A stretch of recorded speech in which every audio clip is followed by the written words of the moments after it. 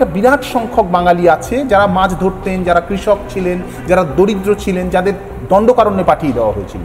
আমার কিন্তু এই ছত্তিশগড়ের দণ্ডকারণ্য অঞ্চলে আমি দেখেছি তারা ভালো করে বাংলা ভাষা বলতে পারে না, কিন্তু তারা কিন্তু কোনো তারিখ নয়, কোনো 19শে মে নয়, কোনো 21শে ফেব্রুয়ারি নয়, তারা দেয়ালে একটা রবীন্দ্রনাথের ছবি এঁকে, নজরুলের ছবি এঁকে বা রামকৃষ্ণ মা শারদার ছবি এঁকে তারা নিজেদের বাঙালিয়ানাটাকে বজায় রাখছেন। তারা বাংলা অক্ষর চেনেন না, গণ্ডি ভাষায় কথা বলেন, কিন্তু আমি সেই বাঙালিকে প্রণাম জানাই।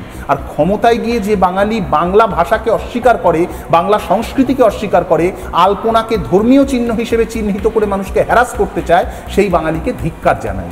আমার মনে হয় এই যে রাহুগ্রাসের মধ্যে আমরা যাচ্ছি তা পেরিয়ে আবার কোথাও একটা, কেননা রাত্রির বুকে সকলেই অনন্ত সূর্যোদয়, কোথাও একটা সেই সূর্যোদয় হবে, আমরা বাংলা ভাষাতেই কথা বলতে পারবো এবং বাঙালি হিসেবে নিজেদের পরিচয় দেব। আমরা আরেকটা আন্দোলনকে স্কিপ করে যাচ্ছি, সেটা হচ্ছে 2018 সালে দাড়িভিটে